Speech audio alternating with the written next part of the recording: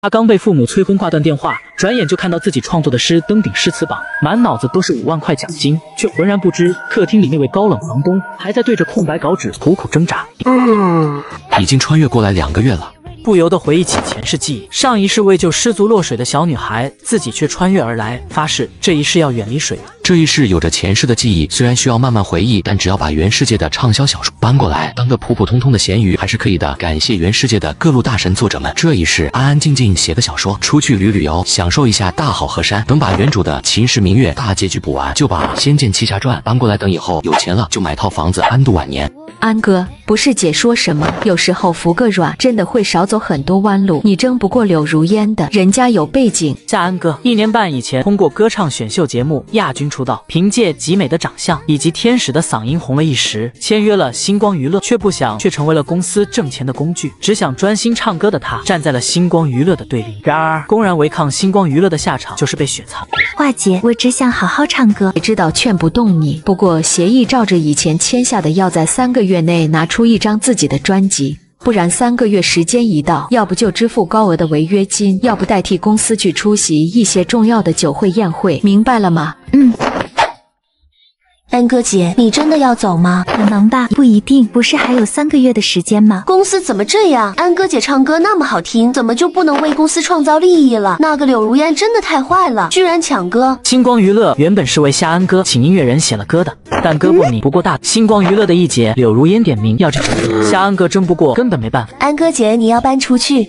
出去，安静一点写歌。安哥姐，你要去哪里写歌啊？我想自己静一下。夏安哥想起来，去年他用自己的积蓄在隔壁的临城购置了一个小公寓，虽然偏郊外，但是胜在温馨。就回到临城去吧。不想被任何人知道自己接下来的行踪，他想安安静静的度过这段时间。回到公寓的时候，已经到了凌晨5点。夏安哥立马凭着记忆走到了厕所，但他不知道的是，从他开门的那一刻起，次卧的顾星河已经醒了。这 TM 不会是进贼了吧？不对啊，我明明好好锁门了，为啥小偷开锁那么简单？随后猫在门边听着客厅的动静，听到厕所关门的声音。咋了？偷着偷着去上厕所了？顾星河轻手轻脚的来到了门口，只要小偷出来，他就扑上去制服他。夏安哥刚走出厕所，就看到一个黑影向他扑了过来。不是吧，跑这么快？你不要过来！顾星河这时才看清小偷的长相，真的完完全全没想到，小偷居然还是个极美的女孩子。你是谁？老实交代。这是我家。你家？你是主卧的租客？租客？你不是租客，难道是房东？夏安哥猛然想起2个月前让软软帮自己出租这里的房子。我是房东。真是不想那个来那个。夏安哥挪到沙发上，缓缓移动。不要过来！房东小姐，你没必要那么紧张。我开始以为你是小偷，谁能想到有人半夜3更的直接开门进到这里呢？顾星河很快就找到了急救箱。夏安哥认真看了一下眼前的男子，倒是挺帅，可惜是个蛮子。手伸出来。干嘛？还想再来一次蛮牛冲撞吗？你真不用那么警惕，我不是坏人。不对，明明是你先闯进来的。好像也不对，这好像是人家的房。哼，不上药会落疤的。夏安哥听了这句话后吓了一跳，于是左手就缓缓地伸了出去。真有那么痛吗？要不你自己来吧，你的小腿也要处理一下，你撞得太急了。我撞得太急，我回房间弄。防贼一样。窗外天都微亮了。顾星河感到自己平静的咸鱼生活好像破灭。过了一会，顾星河已经在外面做好了一顿早餐。房东小姐，我煮了早餐，要吃就自己出来。房间里，夏安哥刚上完药，听见门口的敲门声，他没出声。吃不吃？顾星河自顾自的吃完后，回自己房间补觉，确定外面已经没动静了。夏安哥打开了房门，探出一个脑袋看了看，确定没人了之后，才走了出去。夏安哥确实很饿了，昨天晚上到现在没吃过一点东西。自己怎么吃了这么多？本身他是不想吃这个人的东西的，他还打算跟那个人说清楚，让他出去另找个房子。他想自己住，吃别人嘴软，他也不好这时候去喊。折腾了一天，还是一切等睡醒再说。顾星河睡醒的时候已经是下午2点多了，今天的任务还没有完成，连忙打开电脑，发现已经有人开始催更了。狗贼不更新，太监了，太监了，各位别等了。哦吼，1个多小时了还不更新，作者是不是猝死了？无意冒犯，只求更新。这才1个多小时没有更新，就这么搞人吗？感觉下一部小说要让这些人感受一下自己的爱，当个鸽子精了。不急不缓的操作，把最新的章节上传上去。新章节已经上传了，有事耽搁了，爱你们，么么哒。完美。接着，顾星河开始发散思维，脑海里记忆开始慢慢浮现出他当初熬夜追这小说的画面。今天的记忆依旧格外的流畅，剧情大纲已经进展到中后期了。很顺畅。当《秦时明月》完结撒花这一部《仙剑奇侠传》将会惊艳所有人的眼光。该出去做饭吃了。打开门，顾星河就看到美女房东在吃着外卖。看见顾星河出来，夏安哥只是轻轻瞥了一眼，便不再去看他。那个，下午好啊。你能不能搬出去？我想一个人住。我们互不打扰不就好了？你过你的，我过我的，而且我房租都交了1年的了。我可以退给你的。他是不想搬出去的，毕竟这地方住的也舒服，也是他穿越过来的第一个地方，并且打算等有钱了把这买下来呢。那你等一下。夏安哥接过合同，当初签合同的时候，协议上写着合租单间次卧1200一个月，水电自理。如果没有住到6个月的话，要退房的话，押金和房费一概不退。我现在住了5个月，但现在是你要我搬出去，所以不算我违约。接着看下面的，房东不按照租期要求租户搬离的话，付3倍违约金。我付的1年租金14400，押金是半年的7200，您给我64800就好，谢谢老板，老板大气。夏安哥一边听着顾星河的话，一边看着这个租房协议。这软软怎么没跟我说？明明是安哥姐，你当时在练歌，让我代为保管。他哪里还能拿出6万多块？他身上只有3万块。顾星河看着小脸惊讶的夏安哥，不禁有些疑惑。他不知道吗？当初那个中介没跟他说吗？这是遇到黑中介了呗。你先去忙，我考虑一下。顾星河点了点头，好的。转身走进了厨房。夏安哥收拾好自己的外卖，丢进了垃圾桶里。半个小时，晚饭做了出来。夏安哥从房间里面走了出来，手里还拿着一张 A4 纸。夏安哥刚出来就闻到淡淡的饭菜香味了。他刚才吃的外卖根本就吃不下去，再吃点。夏安哥有些异动。你先看看这个，合租约法3章。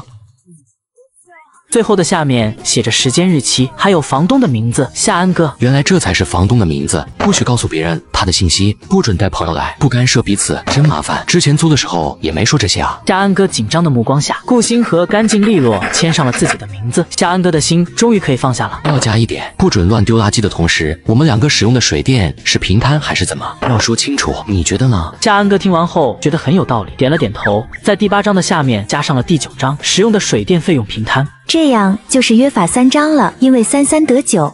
不迟点，做了你的份。夏安哥刚要拒绝，但下一秒他的肚子就替他回答了。哎呀，丢死人了！就当是我弄伤你的补偿，协议明天生效吧。不过确实是他撞伤的，自己还不能洗澡，也不能出去买吃的，所以这个补偿很合理。夕阳西下，一抹残阳照射进来，场面一度十分和谐温馨。一转眼，自己怎么又吃这么多，丢死人了。没事，我也吃饱了，只是抱着光盘行动，才想着看看还有没有。顾星河自顾自地收拾碗筷。我来帮你吧。不用，谢谢。看来这顿补偿没有白搭，嘿嘿。夏安哥被雪藏的消息，第2天早上就传遍了整个星光娱乐，不少人唏嘘不已。女神偏食嗓音，还以为她能成1线呢。但也有不少人暗中偷乐，屈婉雨就是其中之一。知道这个消息，就立马给有如烟的助理发消息：小苑姐，那个夏安哥真的被雪藏了。没错，真的。屈婉雨看着手机，脸上先是发愣，随即绽开抑制不住的笑容。夏安哥与公司的合约里面有2年内拿出自己的原创作品，还有3个月的时间，拿不出来就只有2个选择：服从或者违约金。屈婉雨看完李媛的消息，感到无比舒畅。在星光娱乐作为同级别的歌手，屈婉雨可以说是完完全全被夏安哥压着头打。舒畅最大的绊脚石终于没了，清冷女神，以后是我的时代了。我知道了，谢谢小渊姐，改天请你出去逛街，我买单。另一边的李媛看着屈婉雨发过来的消息，也有些异动。她偷偷看了一眼在化妆拍广告的柳如烟，给屈婉雨又发了一条信息：如烟姐昨天晚上跟我说过，她准备跟公司说，从夏安哥那里拿来的歌要给你，你要发自己的专辑了。屈婉雨在看到这一句的时候，内心直接开花。甚至已经幻想到自己上台领奖的画面，但在临城这边，顾星河可是完全不知道跟他合租的美女房东是一个歌手。他每天的工作就是上传小说，看看热心读者的暖心评论。狗作者今天字数又在水，这天吗？这1天2更6000字，有5000字都在水。建议作者去修水吧，天天都水。看着这些评论，顾星河就感到很暖心。不过这个说6000字有5000字都在水的读者就很不良心了，毕竟自己明明是5500字都在水，剩下500字在扯皮。不过这都是缘故星河的杰作，换成自己就隔三差五来个30年河东河西。把今天的章节上传完毕，依旧结尾来句评论。更多的铺垫是为了更好的展开，是吧？顾星河觉得他这一句话，明天换来的肯定是广大读者更为热烈热心的评论。他已经迫不及待的想看明天的评论。今天是采购的好日子，如果没有头上的太阳的话，堪称完美。随后拖着脚步向超市的方向走去。房间里的夏安哥听到外面的关门声，确定外面没了动静，夏安哥才打开房门，探出一个脑袋，左右看了看，房间外空无一人，于是便抱着衣服向卫生间走去。进了卫生间，夏安哥把卫生间能上的锁全部都上的死死，终于可以安安心心的洗澡了，嘿嘿。啦啦。顾星河一如既往的走向零食区，挑了些零食。等结账时，还是一如既往的买了2大袋零食。顾星河就这样提着2袋零食走了回来。刚进来的顾星河就看到了从卫生间洗完澡出来的夏安哥。就这样，2个人大眼瞪小眼。过了一会，夏安哥便不动声色的走回房间，只是脚步比刚才轻快。和美女一起，偶尔看看还挺养眼。夏安哥还是觉得有些尴尬不习惯，跟一个大男人合租，对于他来说还是在孤儿院的时候。突然有点想孤儿院了。自从院长母亲去世后，他回孤儿院的次数屈指可数，只是每隔3个月就会打一笔款去。唉，又是3个月。外面的天色已经泛黑了，打开房门的夏安哥探出脑袋环视了一圈，目光停留在了厨房。会做饭的男人真少，不过自己看到过做饭的男人，好像也就只有他了。夏安哥走出公寓，今天要把生活用品都买好，之后就是努力写歌啦。自己可不是来度假的，当然也没有谁度假是这样的。唉。听到关门声，在厨房的顾星河停下了手中的动作，看向玄关的方向，应该是出去吃饭了。随后，顾星河耸耸肩，继续做饭去了。毕竟昨天的约法3章说得很清楚了，彼此不干涉各自的生活。另一边，刚出门的夏安哥电话就响了起来。接通后，安哥姐，我现在被安排到后勤工作了，工作还可以，但还是没有跟在你身边好。后勤打杂的地方，软软一个助理真的屈才了。对不起。安哥姐现在在哪里呀？临城。软软知道夏安哥的身世，也知道他是在临城孤儿院长大的，所以告诉他也没什么。临城啊，安哥姐回去看下妈妈啦。可惜安哥姐你买的那个公寓次卧已经出租了，那人还是男生。不然你可以去公寓住呢，不过我没出租主卧哦，我知道你不喜欢别人弄乱你的摆设。听到这句话的夏安哥脸瞬间红了起来，这次软软猜错了，他真的在公寓。安哥姐，我跟你说，齐生你还记得吗？我今天听到后勤部的同事说，他现在就在海浦市，准备帮区婉瑜写一首专属歌曲呢。齐生挺出名的音乐人，创作的歌曲在2线歌手里属于抢手的，之前被抢的那首也是齐生写的。明明之前的歌就是给安哥姐你的，现在还要给他再写一首。华姐今天还用你的微博帮曲婉瑜宣传。软软说起来就没完没了的，直到发现对面一丁点声音都没有了，才意识到自己说错了话，连忙道歉。安哥姐，对不起，我不是故意提他们的。没事。夏安哥的声音还是一样轻了，可他没拿电话的小手已经握紧了拳头。毕竟30万粉丝的微博，如今沦为给别人吸粉的工具。还有事吗？有的，就是那个齐生说帮曲婉瑜写完歌后会去临城待半个月，我还有他的联系方式呢，我从同事那里要来的。到时候我们可以自己联系齐先生，让他给安哥姐你写一首歌，毕竟安哥姐的嗓子真的吊打曲婉瑜好多条街呢。到时候安哥姐还在临城的话，可以去试试呀，说不定也能得到一些灵感。安哥姐一定可以的。好，电话微信发我，谢谢你，软软。嘿嘿，我可是等着安哥姐重新回到舞台大放异彩呢。之后2人又聊了一会，不过基本都是软软的各种关心。夏安哥刚走进超市，手机又响了起来，打开一看，正是软软发来的齐生的联系方式，保存到通讯录。然后夏安哥拿了很多面条，要说做饭，他只会煮面，他这辈子吃过最好吃的面就是夏妈妈做的，可惜他吃不到了。逛了一会，等结账的时候才发现买了满满2大袋东西。没想到买了这么多，娱乐圈混这么久了，却还没有车，自己这个明星混的是真的惨。唉。夏安哥就这样提着2大袋东西，硬生生走回来的。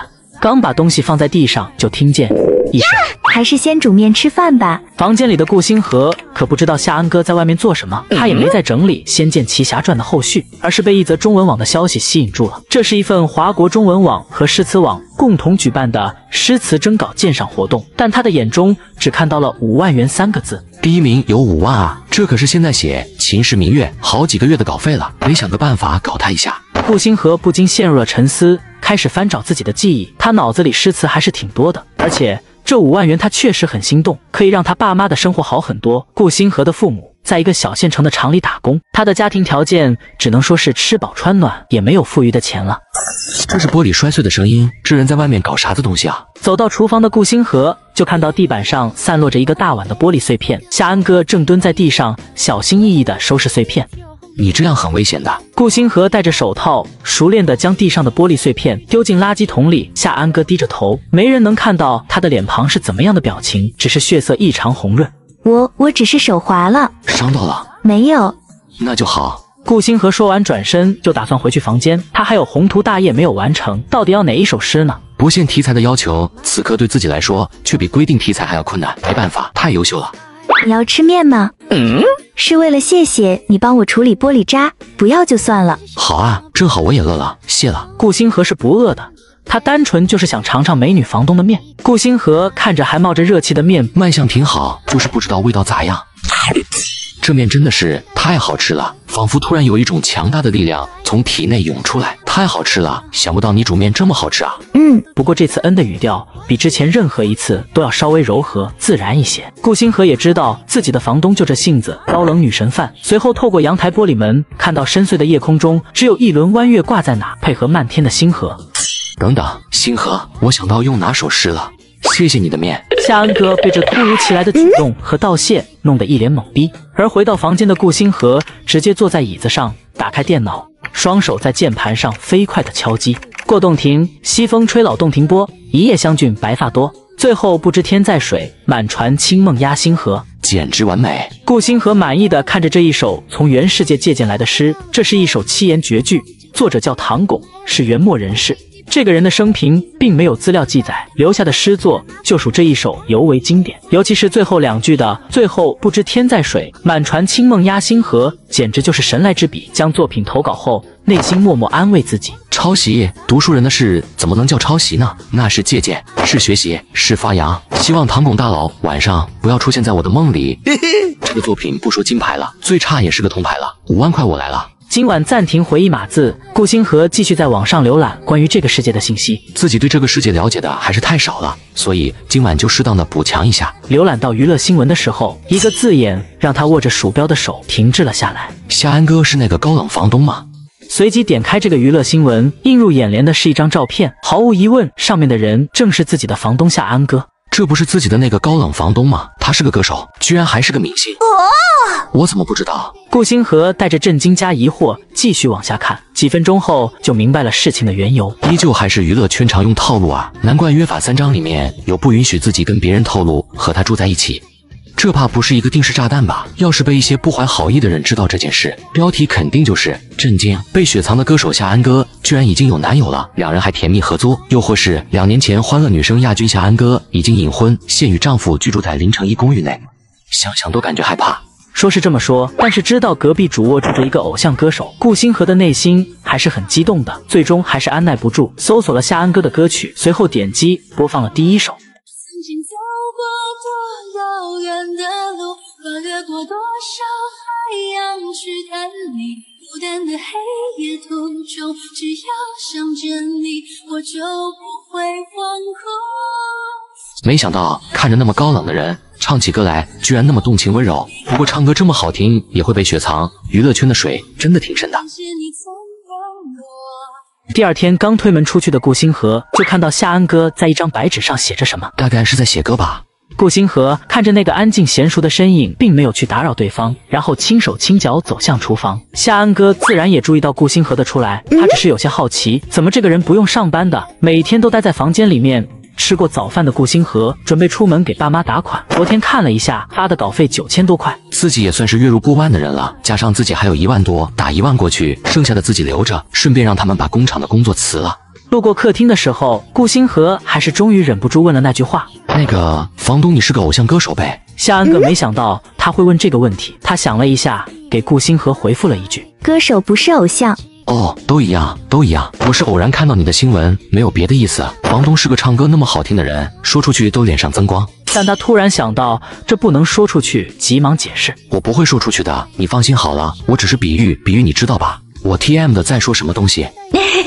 夏安哥只是淡淡的看了一眼略显窘迫的顾星河，随后便没有再抬头看顾星河，只是淡淡的嗯了一声，场面陷入一阵安静。顾星河觉得自己像个憨憨，那个，我还有事情，就先出去了。随后连忙逃离了现场。想不到他居然有这样的一面，真像个呆子。顾星河从银行出来，一边往公寓走，一边拿出手机拨通老爸的电话。星河，爸，今天不用上班吧？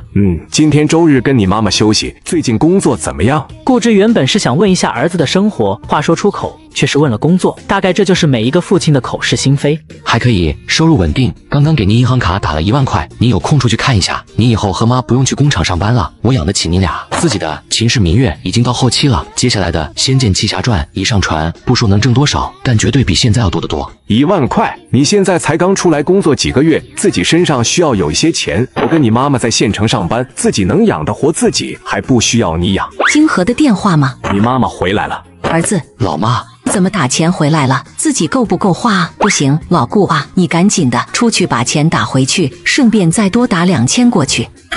慈母多败儿啊！顾星河心里感动的不行，慢慢和自己母亲说自己现在工作很稳定，每个月都有8、9千，所以不愁吃喝，还想让他们辞掉工作在家，自己养得活他们。看看我的儿子，我生的。合计自己是没有一点功劳呗。我和你妈妈工作的挺开心的，你现在刚开始工作，不要自满，要努力一点。还有下个月就不要再给我们打钱了，自己留着在外面买个房子也好。我和你妈妈这些年都存了一些钱的，到时候可以帮你。对，我和你爸养得活自己，那孩子出门在外要有自己的存款。还有，你年纪不小了，该找个女朋友了，我还想早点抱上大孙子呢。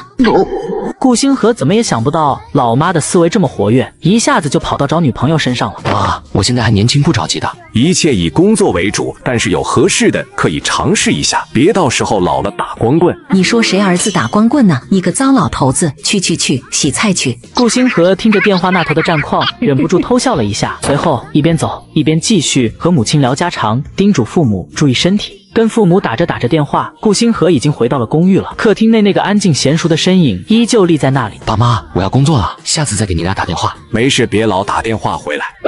别听你爸说的，有空常打电话回来哦。随后轻轻挂断电话，看着手机屏幕上的通话记录，顾星河觉得自己老爸今天晚上的晚饭没了。老妈什么脾性他还不知道吗？有了刚才的尴尬，顾星河识趣的没有跟夏安哥说话，就直接回到了房间。随着房门关上的声音响起，夏安哥有些失神的看着前方。父母这个对于所有人都那么熟悉亲切的词语，对于他来说却是那么的陌生，因为他是个没人要的孩子，唯一要他的给了他名字的人也已经不在了。随后深呼吸了一下，把情绪收敛起来。现在自己要做的是拥有自由，加油！目光重新聚焦在稿纸上，继续创作。而回到房间的顾星河打开了诗词会的网页，现在的出屏时间是维持7天，基本都是靠广大网友的投票。想到这，顾星河直接给自己投了1票。他相信不可能只有自己有这种操作，所以自己不算无耻。读书人的投票能叫无耻吗？那叫自信。刚打开我的作品，顾星河就愣住了，发现过洞庭高居榜首，已经有了8000票了，并且比第2名的初夏多了足足2000票。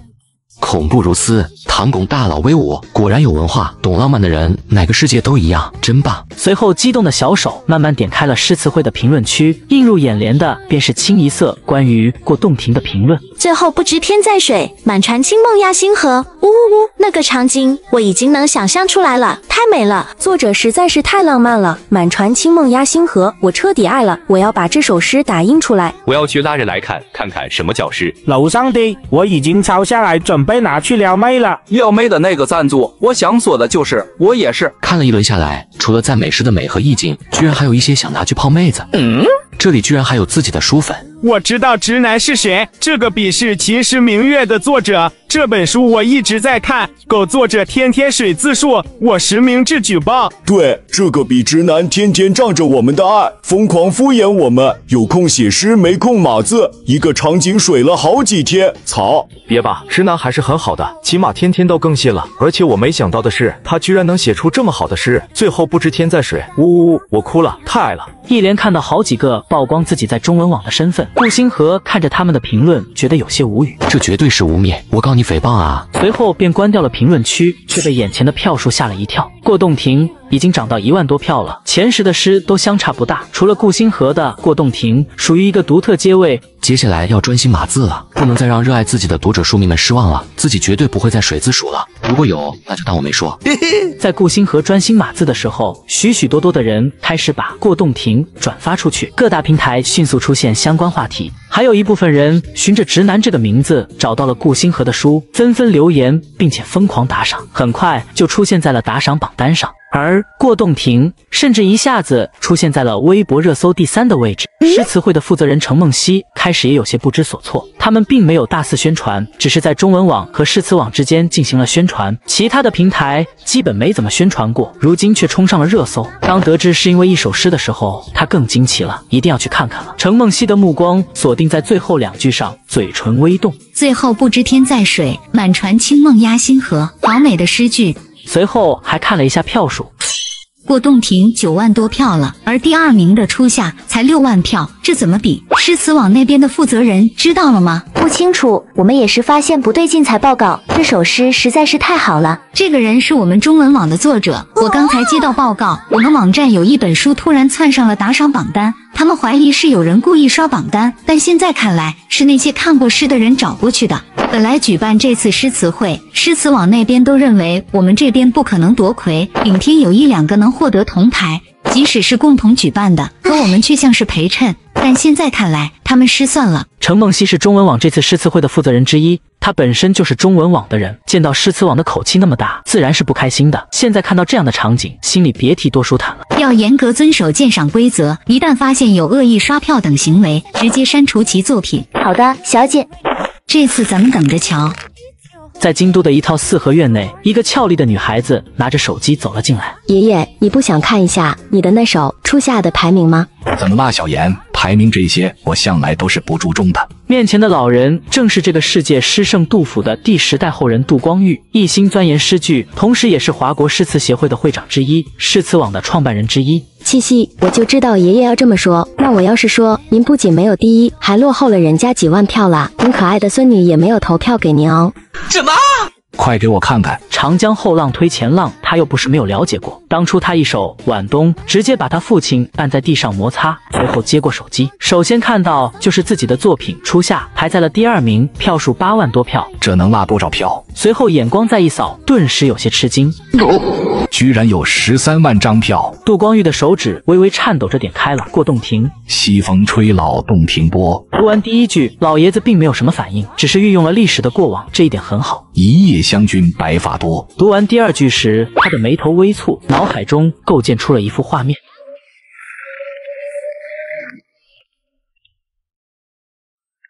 是，你怎么能丢下我一个人？我好想你啊！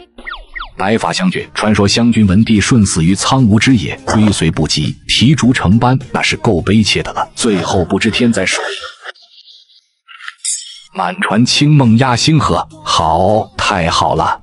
我只想到江山被有人才出，却没想到是如此的人才。这首诗前2句像是表达了自身的怀才不遇、愁慕，但后2句堪称神来之笔，直接把全诗升华了，谱写了如梦幻泡影般的梦境世界，浪漫且缥缈。杜小妍被爷爷的解析感染，顿时感觉这首诗的意境又升华了不少，轻声附诵：最后不知天在水，满船清梦压星河。此诗出自诗词协会何人笔下？嘿嘿，爷爷你猜错了，作者不是咱诗词协会的，是中文网的一个小说作者。什么？果真是长江后浪推前浪，江山被有人才出。看来是我真的老了，没想到这才第1天，金牌作品就出来了。爷爷你的初夏也很好啊，这才刚开始呢，您从小就教导我不要轻易放弃呢。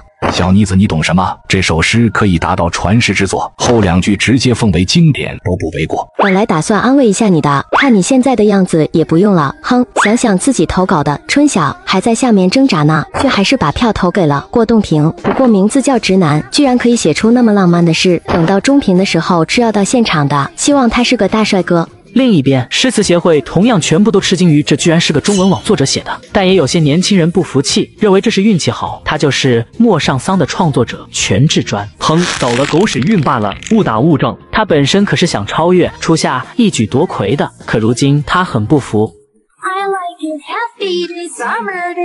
正埋头码字，却听到隔壁传来断断续续的吉他声，正感叹一人不易，突然发现后台弹出数百私信，关闭后却被网费下马。顾星河自己完全不知道诗词会的事情已经火遍全网，他发誓自己真的很专心的在构思《仙剑奇侠传》以及《秦时明月》的大结局，除了偶尔关注一下门外传来的清脆吉他声。吉他断断续续的，看来是灵感卡住了，这个我倒是能理解，就跟我们这些小作者一样。顾星河前世在大学也是学过吉他的，当时宿舍的儿子们都说学吉他撩妹事半功倍，可结果却是他的女神还是上了那一辆炫酷的跑车。学姐，我给你写了一首歌。别再联系我了，屌丝。雪花飘飘，北风萧萧。果然童话里都是骗人的，撩妹什么的都是假的。随后看了一下时间，不知不觉他已经在电脑前坐了5个小时了，已经晚上了，可外面还是不定时传来一些吉他声。他的抑郁有点太强了吧？这都差不多1天了吧？每次码完字后的顾星河都要打开中文网看一看，可这一次他打开的时候，他自己都懵了。这群人也太离谱了吧！随后关闭了私聊功能，接着打开作家后台。卧槽，今天的稿费居然有6万多！再看了一下打赏榜单，发现《秦时明月》居然在榜单前3了。看了一眼评论区，才知道都是看了自己那首诗的人跟了过来。发财了，发财了！不出意外的话，金牌的5万拿定了，再加上今天的稿费，自己也是月入10万的人了。自己上辈子都没有一下子见过那么多钱，决定了，今天额外奖励可爱的粉丝宝宝们1张，刚好自己也解释一下，免得冷了吃瓜群众们的心。绝对不是想蹭热度，也不是想掐烂钱。今天额外更新1张哦。另外，对从诗词会过来的朋友们，大家的热情犹如熊熊烈火，燃烧了我的心。过洞庭是偶有灵感而作，没想到深得诸位心思，天生我材必有用，老天承不起我。各位尽兴，么么哒！笑死了我，燃烧了我的心。作者太可爱了，还有这一句“天生我材必有用”，深得我心。我也相信自己，天生我材必有用。赏了！挨了！天生我材必有用，我要拿来当我的励志句子。救命！他又爆金句了。于是乎，一句“天生我材必有用”把过洞庭再一次推上了热搜榜。等顾星河出来的时候，夏安哥已经回到了自己的房间，而回到房间的夏安哥呆呆地坐在那里，心情很不好。那段旋律为什么再也写不下去？随后拿起手机一看，名字是软软，便接听了。安哥姐，听他们说齐生先生明天就会离开普海市去临城市啦，安哥姐还在临海市吗？齐生离开就代表着帮曲婉瑜写完歌了，他自己也不知道齐生会不会帮他，毕竟一个3线小歌手，就连一起合租的人都不知道他。你在听吗，安哥姐？软软半天没有听到夏安哥的回应，有些奇怪，连个恩也没有了。安哥姐，你怎么不理我？看来是没爱了，累了，毁灭吧。听着电话那头传来的声音，夏安哥一脸无奈。在听呢。舒服了。这种情况没救了，不愧是夏安哥的头号忠实粉丝，我也可以拥有这样的粉丝宝宝吗？不过还是先给点流量吧，求求了。安哥姐，我跟你说哦，今天微博热搜突然出现了一首很美的诗，叫过《洞庭》，特别是最后2句的“最后不知天在水，满船清梦压星河”，跟童话一样。最后不知天在水吗？我过段时间申请休假去找你玩。那就这么说定了，先挂了，安哥姐，拜拜。电话挂断后，夏安哥用笔记本打开了微博，看到了软软口中的那首诗。这首诗真的好美啊！咦，天生我材必有用。随后又看到了最新讨论的一句话。是啊，天生我材必有用。接着便拿出了纸笔，不多时，洁白的纸上显现出娟秀有力的7个字。几天后，诗词会的出品也结束了，过洞庭以压倒性的72万票高居榜首，8万的稿费，再加上5万的奖金，自己也是10万身家了。发财了，发财了！果然，知识才是力量。你好，哪位？你好，是顾星河先生吗？是的，请问你是？顾星河你好，我是中文网诗词会的负责人程梦溪。诗词会复评会在3天后在京都诗词协会进行现场评比，其实就是让你做一个解析出来，让人理解你的过洞庭创作的含义。电话那头噼里啪啦的说了一通，顾星河听到了2个关键信息：第一个3天后去京都现场评比，第二个要做一个阅读理解。这就有点为难我了，唐巩大佬当时的心情和想要表达的意境是啥？我怎么知道？有在听吗？在的。你加一下我微信吧，就是这个号码。我也是咱们中文网的主编，小伙子是不错，给咱中文网长脸了。好的。随后便操作手机添加微信，同时脑海里在回忆以前读这首诗的时候看到的那些解析。这钱还不是那么好拿啊。3天后见，到时候排名前10的诗词都会获得出版的机会，但你的过洞庭应该不止一个。顾星河看着手机里面的信息，没想到第一个出版的会是一首诗，而不是他的小说佳作。第一次出远门，这算是宅男出门记。夏安哥苦等8天，终于打动音乐人齐声，拿到修改月稿的希望，心情如阳光般明媚。而远在京都的顾星河却因空调感冒，强顶着参加诗词会，以为能轻松领走5万奖金，却被现场的气氛吓到。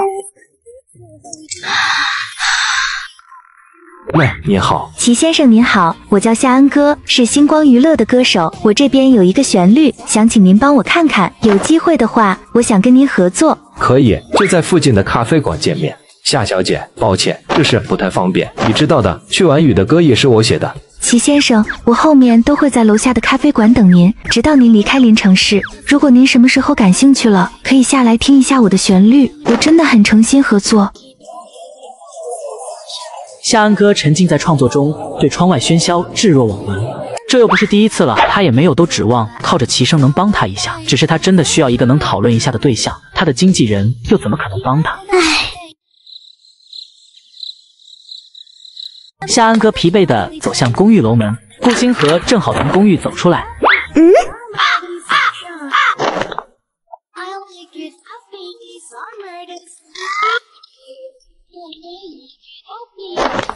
那个，我想起来，今天下午已经提示要交水电费了，我要出去2天，我把我的那一份给你，你交吧，毕竟你是房东。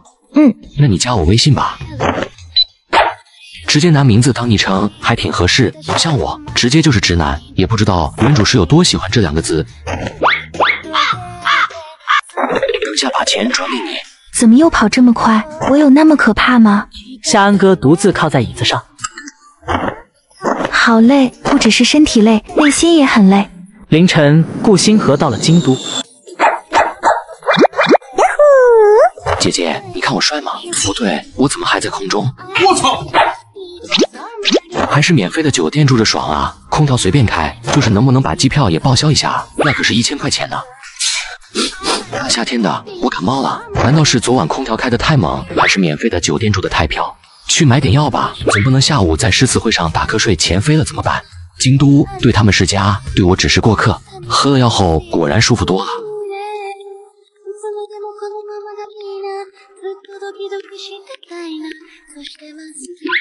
打开门，顾星河，顾先生你好，我是程梦溪。程主编你好。你感冒了？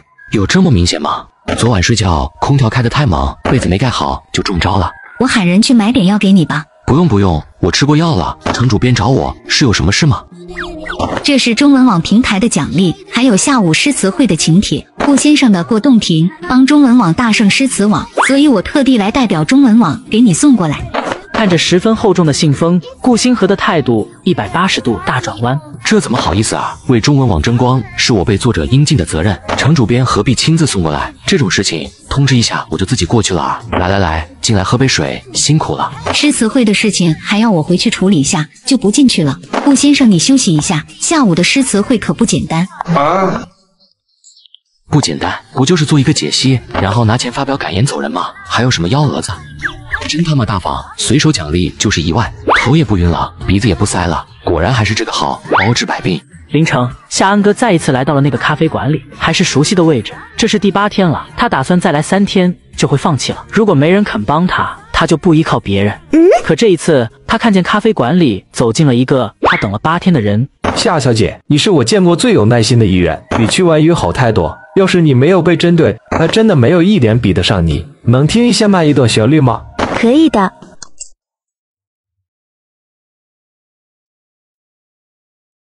这个旋律太棒了，如果拿来创造出合适的曲，再配上词，肯定要爆火。你这旋律有一些贴合夏天，但你的乐稿上的谱又透着一股伤感。夏天应该是阳光的、活泼的。所以我才想找齐先生帮忙。我这些天也试着往阳光的谱子走，但都不太理想。接过稿子后看了看，赵后一把旋律发我，这2天我看看能不能试着完善一下，再跟你说。谢谢齐先生。不必了，我也是被你的毅力和耐心打动了。我也不知道你为什么知道我在这，但我们最好少见面了。星光娱乐不会允许我帮你的。谢谢了。午后的阳光很刺眼，也很燥热。第一次觉得这阳光很暖身子。如果这次能拿出属于自己的作品，合同到期就离开；拿不出的话，就要强制续约1年。当初真是一个懵懂无知的傻子，才会被欺骗，签了这种卖身契一样的合同。而在京都的顾星河啃着刚才便利店买的面包，朝着诗词会的方向走去。刚到诗词会现场，就听到：“喂，兄弟，你刚刚是喊兄弟了是吧？你都叫兄弟了，那还说啥？跟了。”哎呀，你在搞什么呀？剧本里没有这段吗？不要教坏小朋友呀！不好意思啊，抽象视频看多了，我以为咱这是搞抽象的。我也是来参加诗词会的，哥们做个伴吧。那感情好啊。对头，我叫广成双，中文网的作者。难怪我看老哥那么亲切，原来是咱中文网的大神作家。我叫顾星河，也是中文网的。大神不敢当，一个小铺街罢了。这次诗词会不怕羞，做了首饰，进了前15，得了青帖，所以来参加。兄弟你呢？哦，跟老哥比我实在羞愧，就不说了。我们先进去。还是不装了，低调点，领完钱就跑路。2人循着指示牌来到了一个大厅，顾星河这才发现这么多人，总有一种不祥的预感，总感觉我在被无数双眼睛盯着。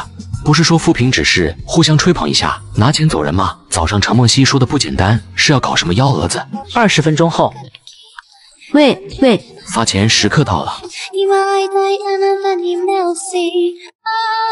想念变成空气在叹息，多么想要躺在你怀里，那是爱情带来的讯息，让自己。大家都知道，诗词协会与中文网合办了热闹非凡的诗词会，而诗词协会又临近周年诗会，故与诗词协会商议后，决定各挑选50人来参加我们的周年诗会。难怪本来只是前10名，现在却这么多人。幻觉不对啊，这老头子确实在看我啊。我看不到他，他自然看不到我。兄弟，听说这次诗词协会来者不善，他们之所以要把周年诗会与诗词会混在一起，就是因为我们在诗词会抢了头盔，他们想夺回面子。你怎么知道的？刚闲着无聊，跟几个新来的哥们聊天，他们说听隔壁诗词会来的人说的。难怪程梦溪说不简单，原来还有这种事，不答应不就好了？为啥要淌这趟浑水？不过在开始之前，还有一个助兴节目哦，是由上座的诸位专家教授抽签选出来的对联。无聊。规则很简单，双方各出1个人，要求对子工整有意境。如果答不出来，我们后面的人也可以举手帮答哦。主持人说完后就开始抽签。看来是诗词协会那边先上场喽。哦，对了，还有一点，如果能连续对走3人，有5000块奖励哦。对走10人是1万块哦。如果对到一方的人对不出来，直接是5万，每个人限时5分钟。我感觉我现在浑身充满了力量，不过他们想要挽回颜面，肯定是有备而来的。哎，还是乖乖等着我的5万吧。万一人家说诗不对人，怀疑你没有诗才，扣除奖金，找谁哭去？诗词协会这边走出了一位青春靓丽的少女。哦，居然是杜女神，女神好帅，我好爱。如果能让我跟她在一起，就算是让我住别墅开豪车，我都愿意。好，哥们连吃带拿是吧？读小言，诗词网，我的上联是洞庭800里，波涛涛，浪滔滔，宗师从何而降。此联一出，中文网这边就瞬间就安静了。我上去试试。你饶了我吧，我又不是对王之王对穿肠了。兄弟，我想出个下联，你上去顶一下，不能就这样认输吧？这样不好吧？你听好啊，下联是。我操！不是哥们，你是个神经病吧？那位小帅哥，上来呀，愣着干什么呢？这绝对算是赶鸭子上架。老板任务完成，记得安排。放心好了。自我介绍一下呗，那么高冷呀？哦，你好，我叫顾星河，中文网作者。哪里？顾星河，你就是果冻亭的作者啊？就是他得了第1，压过了我，哼，纯属运气好罢了。这次我要让所有人明白，我才是最强的。什么？大神竟在我身边，我给大神引了，不好，有种不祥的预感。有了，加油！我把我的光借给你。别搞啊，怎么搞得跟英雄出场打怪兽一样啊？哼哼，虽然我很喜欢你的果冻亭，但我一定会全力以赴的，你尽管来。别，还是平常点更好。我的下联是巫山12峰，云重重，雾霭霭，本人从天而降。好一个从天而降！哼，你出你的上联。我的上联是望江楼，望江流，望江楼上望江流，江楼千古，江流千古。评论席炸锅，老教授们激动讨论。时间1分1秒过去，无人能对出下联。哼，你赢了。好了，场上300位诗词协会的优秀会员们，你们有自己的下联吗？如果没有的话，这位顾星河先生就会完成全场第一个获得5万的人了。恭喜顾星河先生，您的对子无人能对其下联，您将获得5万元奖金。谢谢，这文化的金钱占比是真的高啊！我想知道你的下联是什么呢？下联是映月锦，映月影，映月锦中映月影，月景万年，月影万年，月影，江楼月影。好。等活动结束后，一定要跟他好好的深入交流一下。那有请我们的顾星河先生先回去休息，我们还有几轮，但是顾星河先生就不能再上来了。可以兄弟，藏得真深。小说写的是扮猪吃老虎流派，太牛逼了，郭冬庭，我太喜欢了。等会你一定要给我签个名，我太喜欢你的诗了。你的小说我回去就去打赏个1000，不对，2000。既然老哥这么长呀，那这个名我肯定是要签的。那我们可以要，你们也打赏吗？顾兄弟真幽默，上，怎么不打赏？就凭你给长脸的对联，就肯定上。要多少签名？你们开口，管够。而在顾星和几人闲聊的时候，台上全智专居然已经连续对倒5人了。恭喜全智专先生，您是第2个获得5万元奖金的人。这个碉毛想做什么？我想让顾星河先生来对我的对子，如果他能对出来，我愿意把这些奖金拱手相让。胡闹！较之胜负心向来很强，自从他知道自己的作品被其他人以碾压的姿态胜利之后，心里就暗憋着一股气，给他一个机会吧，算我求你了。你不怕他再输，那也好让他知道人外有人，天外有天。随便你，各位的意见呢？我倒是没有意见。刚才经过评论席的讨论，决定全智专先生的挑战可成立。顾星河先生，你要是应战的话，赢了可以拿走全智专先生55000的奖金。兄弟上去掀翻他！对，上去干翻他！我一看他的表情，我就不爽。不是你们就这么自信我会赢？不过确实拒绝不了这奖金数，太充满诱惑力了。既然白送给我，那我包拿它。我能再听一下上联吗？一叶孤舟，做了2、3个骚客，启用4讲5番，经过6滩7湾，历尽8颠9簸，可叹10分来迟。你可以慢慢想，我给你10分钟想。不用，我已经有了。你且听好了，下联是这样：10年寒窗，进了酒，8家书院，抛却7情6欲，苦读5经4书，考了3番2次，今天一定要中。漂亮，绝妙！我要抄录下来。太棒了，太棒了！你真是个鬼才，居然用金榜题名来当下联。不可能，怎么可能？怎么不可能？自小我就教你天外有天，现在叔父了，下去。不是，老爷子你什么意思啊？你这眼神不对劲啊！加入我们诗词协会吧，不能让你的文采就这样埋没了呀。杜会长，你这样可不地道。顾星河是我们的作者，他在我们这一样可以发展文学。胡闹！您写的那些顶多算入门。怎么就是入门？就你们诗词高端呗。我肚子里的墨水几斤几两，我自己很清楚。那什么，杜会长，我暂时还没有加入诗词协会的想法，等后面有想法了，我一定联系您啊。行吧，平时没事也可以联系我，我们交流诗词。小严啊，你过来。爷爷喊我干啥？你跟小胡交换一下你们那什么微信，你们年轻人有话题。这样喊你名字，你不介意吧？要不我喊你一声老弟，你喊我一声老哥。你别搞我！不是爷爷，你在搞什么？要是真的这么喊了，那自己岂不是要喊顾星河叫顾爷爷？绝对不行，他也就比自己大几岁。杜爷爷别取笑我了，我家还不行吗？什么取笑？读书人不拘泥于这些，我认真的。那你扫我吧。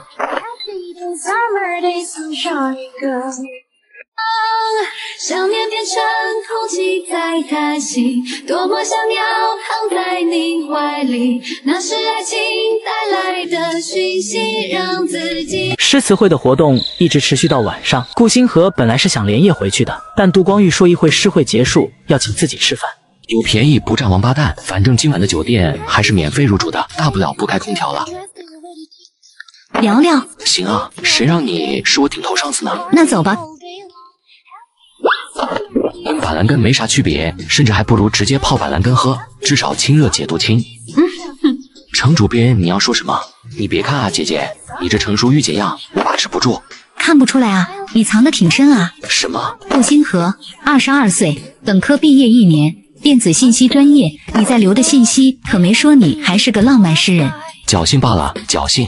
那你对对子怎么说？偶德，那个全智专是诗词协会全会长的孙子，你把人家风头抢完了，你知道吗？什么？明明是他自己凑上来的。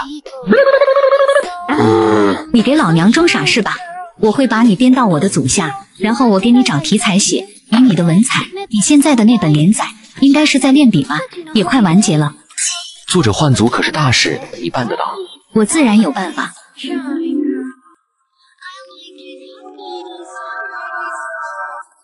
换组没意见，但我自己有题材写，所以就不需要你给我找题材了。你的题材是什么？有主体思路了吗？快给我看看。这是一个关于仙侠世界的故事，采用女娲的神话故事，我认为很好，而且这会是一个系列。仙剑奇侠传名字倒是不错，剧情也好。程梦溪被这个故事彻底吸引了。会场旁边的9楼、3楼，我爷爷在等你。那什么，你觉得怎么样？很好。你是怎么想出这个题材的？这还是一个系列，也就是说你还有没给我看的？别给我说又是偶德。是系列，但目前为止就这么多，剩下的在脑子里。至于怎么想的，确实是偶德。我好想给你一拳啊！作诗偶德，对对子装傻，写书又是偶德，你是觉得老娘很傻吗？我明天回公司就会把你调到我组下。这本书很好，你的题材真的不错。等你那本完结了，就动手写这本，我会给你推荐，到时候肯定是大火的。那就先谢谢程主编了。走吧，去吃饭吧。我有约了。杜会长那里。那没事了。你打算什么时候发表？什么？《仙剑奇侠传》？哦，等秦时明月完结撒花，然后休息一下。他始终沉浸在《仙剑奇侠传》的稿件中，虽然只是粗略的大纲，但他是第一次见到这样的小说。顾星河，你为什么要把李逍遥的结局写得那么悲？悲吗？我觉得还可以啊。你不能给他和他的灵儿一个好的结局吗？他明明可以拥有，只要你改一下。程主编，如果李逍遥不是现在书里的李逍遥，你不觉得他会缺少了一些什么？这是游戏改编的电视剧啊，我又给改成小说了。你搁着跟我说改一下大结局，你这不是在为难我？走快点吧，让人家等着不好。是啊，出于自己的女子心思，出于一个读者的心思，总会觉得让主角顺风顺水。可如果把这个套到李逍遥身上，那他就不是李逍遥了。我等了你20分钟，你怎么才来？爷爷还不准我进去吃东西，我要饿死了。不好意思，堵车了。你不是住在附近吗？怎么会堵车？妹妹别生气了，我们现在进去吃东西吧。梦溪姐，我们走。来晚了，可要自罚3杯的哦。杜爷爷，我感冒了，不能喝酒的，我以茶代酒行不？没事，那就不喝了。老杜，他就是诗词会的诗魁。对啊，介绍一下，顾星河，小说作者，郭洞庭就是他的手笔，可惜他现在不肯来我诗词协会啊。顾逍遥，你好，我是诗词协会会长之一，姓李。李会长好，你跟杜会长一样，把我当晚辈吧。你这样搞可是折杀我。听志专说，顾兄弟诗词对子皆是十分了得，今日错过了心中遗憾的劲，没想到却是有机会再弥补，敬顾兄弟一杯。我就不喝了吧，我只能喝茶，而你喝酒，这样不好。有点才气而已，不用这么傲吧。你脑子有病吧，哥们？刘勇怎么说话的？立匪吃你的东西。我这人一向口直心快，顾兄弟不要介意啊。既然顾兄弟不赏脸，那我们便来饮酒作诗。好，我没意见，正好想继续见识一下顾兄弟的诗才。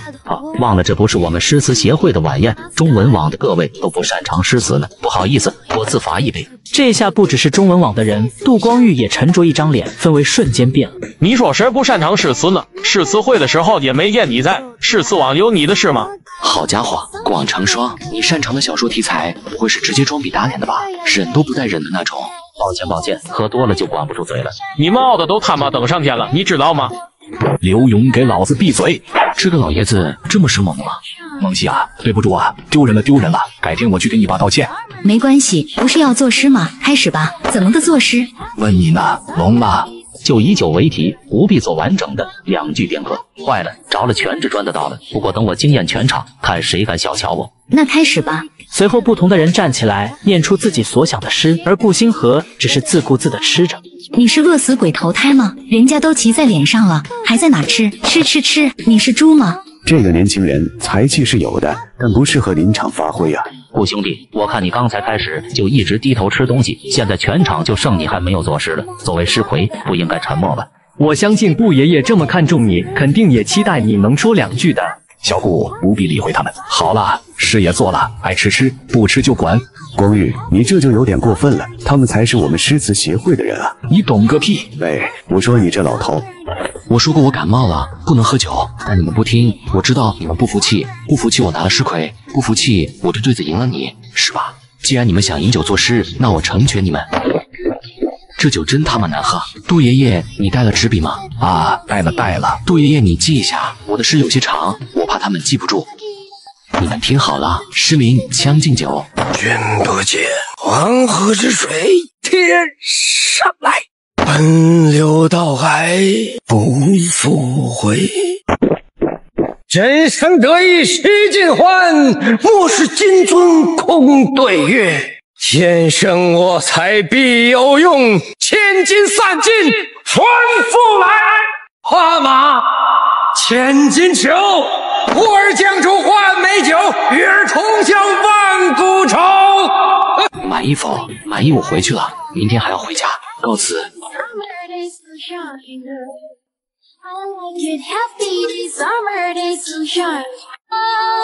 想念变成空气在叹息，多么想要躺在你怀里，那是爱情带来的讯息，让自己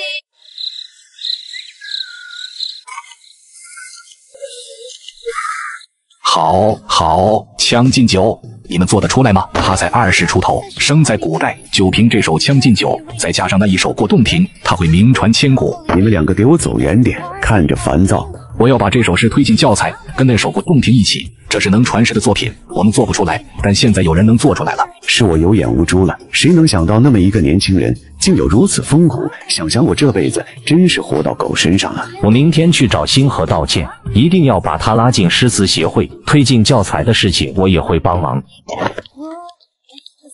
真是上头，刚开始想的是喝一杯酒装个逼而已，喝的时候挺豪放的，把我都镇住了，怎么现在这么狼狈？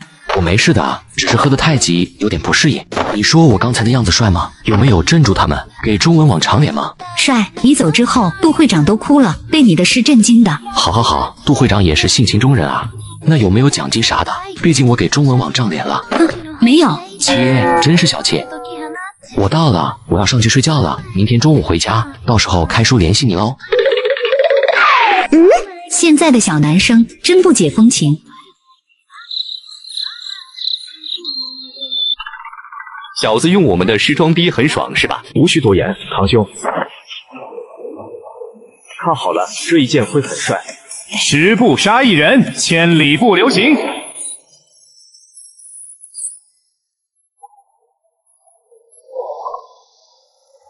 白哥，至于吗？既然白兄都表示了，那我也送你一个小礼物。我惊讶了。我不是要故意装逼的，我是为了帮你们在另外一个世界弘扬诗词文化。住手！原来是梦啊！咦，我怎么盖着被子？我只是替爷爷来看他怎么样了，毕竟这么一个诗才，关心很正常。以后装逼再也不喝那么多了。拿出手机就看到一堆消息，一半是杜小妍的消息，一半是程梦溪的。惊喜？什么惊喜？收拾完东西，刚到楼下就看到3位会长。杜爷爷，你们怎么来了？我们这次来就是专门来向你道歉的。杜爷爷，我真没想进诗词协会，我就是一个平平无奇的小说作者，没你们想的才华。还生气呢？昨晚是我们两个看走眼了，对不起啊！我没生气啊，没生气，没有。不生气就好。星河啊，其实你不用说自己没有才华，我们都知道你心里对诗词协会还是有些抵触的，所以我们也不打算强迫你进诗词协会。我们3个打算把你的2首诗都上报到法国教育，要把它们放入教材。入教材？这2首诗都是不可多得的好诗，只是少部分人知晓，真的太可惜了。所以我们会上报上去，到时候你也有奖金的。哦，3位会长觉得可以，我自然是没问题的，能为国家教育做出贡献，我深感荣幸。好，杜爷爷，我要急着赶飞机了，就先走了。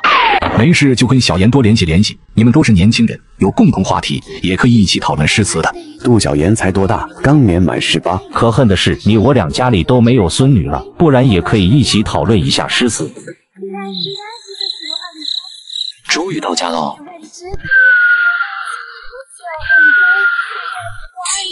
真挺好看的，如果没有留哈喇子的话，就更完美了。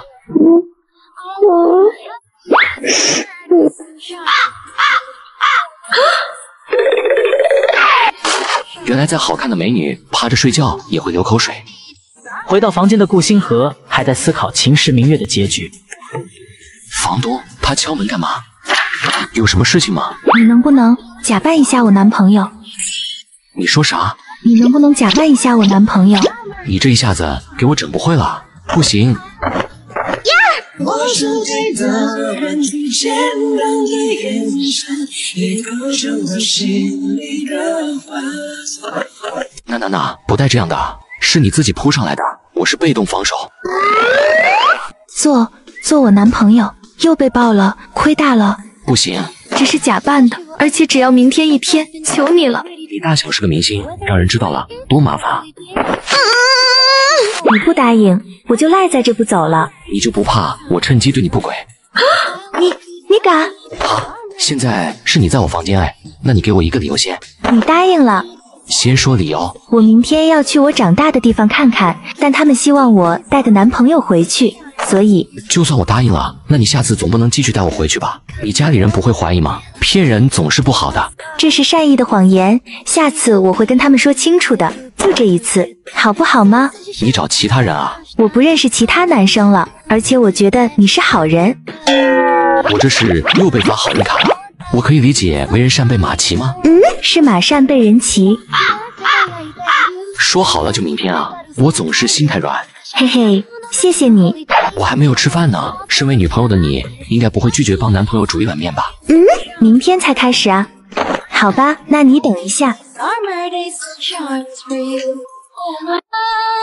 想念变成空气在叹息，多么想要躺在你怀里，那是爱情带来的讯息，让自己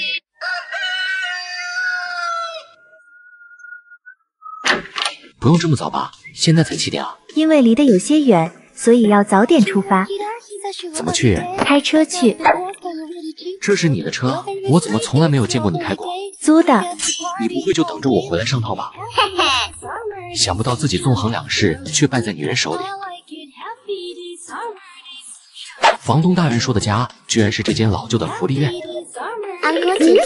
安哥姐姐，你怎么才回来呀？我都想死你了。小希，你又胖了哦。还有院长呢，在做午饭哦。庭院里面的孩子也都跑了出来，把夏安哥团团围住，叽叽喳喳的说个不停。顾星河觉得自己站在一旁有些多余。哥哥，你是安哥姐姐的老公吗？她说过会带老公回来的。老公不是说好的男朋友的吗？这让我怎么演？这个小希，我看他是皮又痒了。我是你安哥姐姐的男朋友，还没有结婚哦。那你和姐姐什么时候结婚呀？现在不着急，哥哥还在跟你的姐姐谈恋爱，将来结婚了再告诉你好不好？你电视里面说不想结婚的都是渣男，哥哥不会是想当渣男吧？哥哥要是渣男，小希要打你的。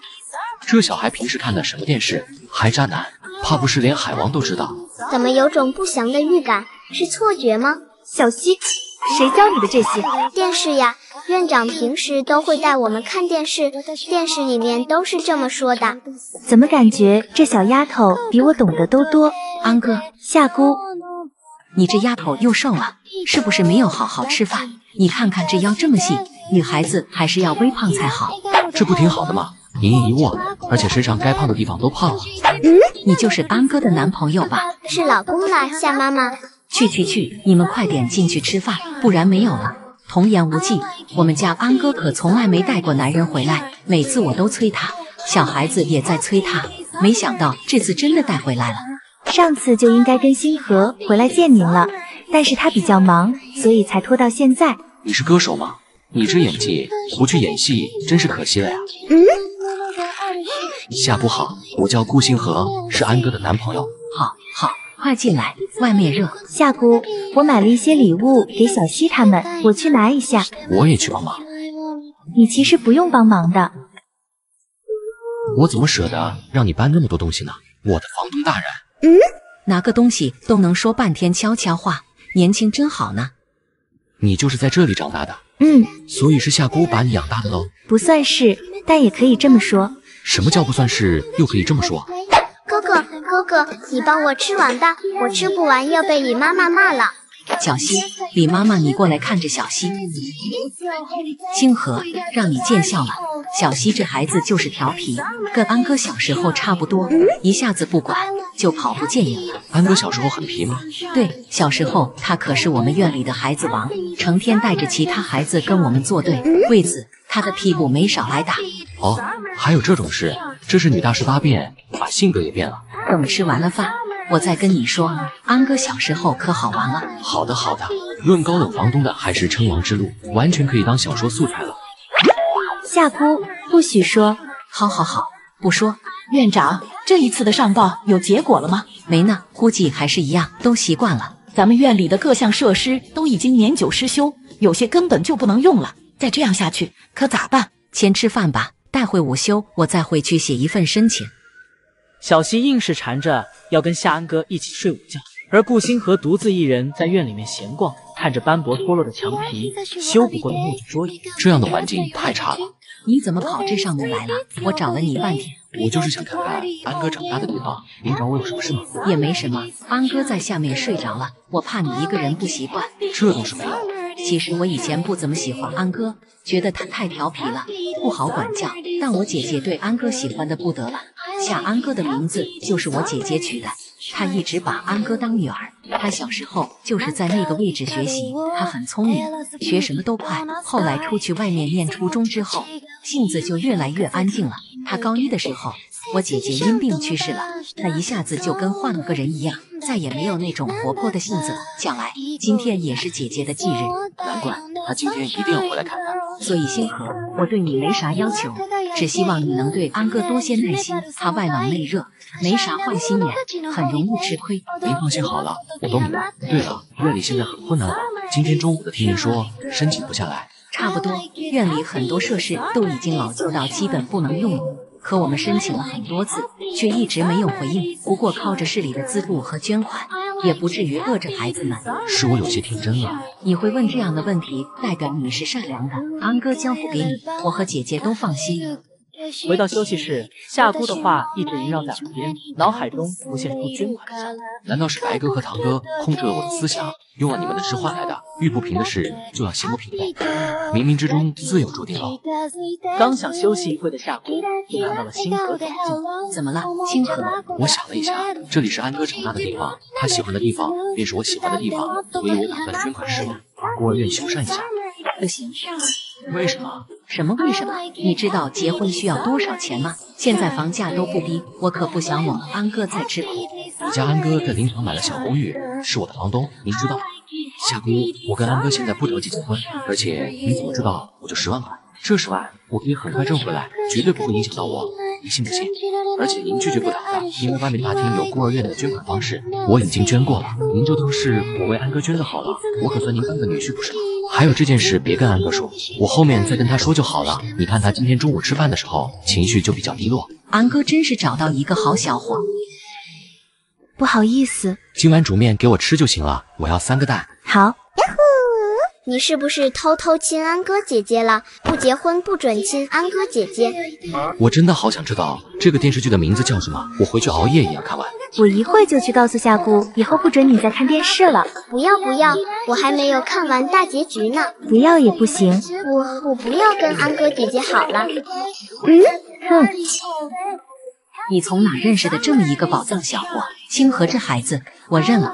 这才一个上午就认了，在学校，其实是在厕所。真好，打算什么时候结婚？我们还不急呢。你这丫头可要好好珍惜。好，夏姑去看下妈妈吗？我昨天去跟姐姐说过了，今天就不去了，给你们母女独处一下。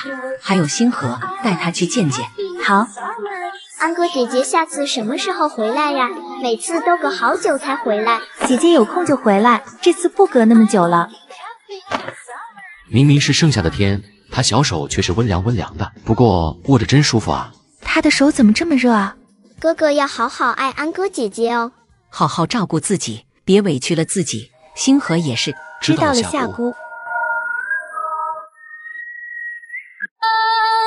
想念变成空气在叹息，多么想要躺在你怀里，那是爱情带来的讯息，让自己。今天谢谢你。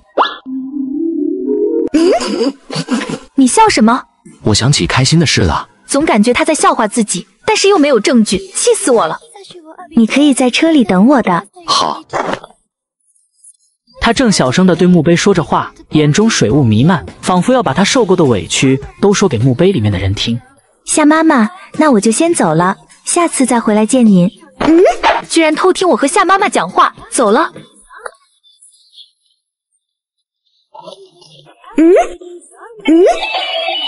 喂，齐生老师，看来是有好事发生了。好的，我马上就过去。你可以先回去休息一下，等我回来后给你煮面吃。好的，那路上慢点。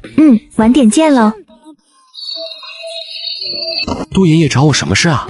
你的2首诗词直接入选教材了，特别是那一首《将进酒》，简直要把他们的眼睛闪瞎。那也是要感谢杜爷爷帮忙呢。我把你电话留给他们了，这几天或许就会联系，他们会亲自去找你签约授权的事宜。啊，这太麻烦了，要不我再去一趟京都吧？屁，你就好好在家里待着，让他们找上门。咱们的身份可是诗人，这样呼来唤去的，算什么？您是大诗人，还是诗词协会的创始人之一，您肯定不用去啊。杜爷爷有机会去京都请你们吃饭，吃饭就不用了，有空来诗词协会入个会员就行。挂了电话后，顾星河看向了窗外，窗外夜空漆黑，云层低压，偶尔有闪电划过，闷雷滚滚。说好的等会回来煮面呢，呵，女人。不过想想也是，人家起码是个明星，整天煮面给自己吃算什么道理？喂，忘了带钥匙吗？你在哪？电梯又不需要钥匙。你说不说话？不说话，我挂了。对不起，你自己煮面吃吧。你怎么了？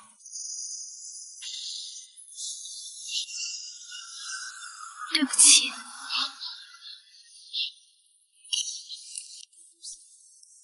不是去见个人吗？怎么变成这个样子了？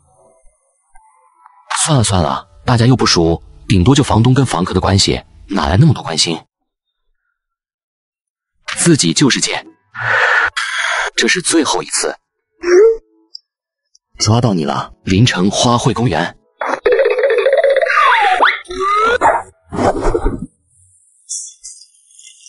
师傅，临城花卉公园，麻烦快点。终于有人对我说可以开快点了。5年，你知道这5年我怎么过的吗？对不起，歌被柳如烟买了。可这首歌的灵感是我的。准确来说，只有一小段旋律是你的灵感，而且我已经更改了，你斗不过他的。为什么？为什么都这样对我？为什么？不用找了，师傅。喂，小花，我送你把雨伞吧。谢谢。夏安哥，夏安哥，夏安哥。看来他是真的走了，自己还真是蠢啊！没人会在这种地方避雨。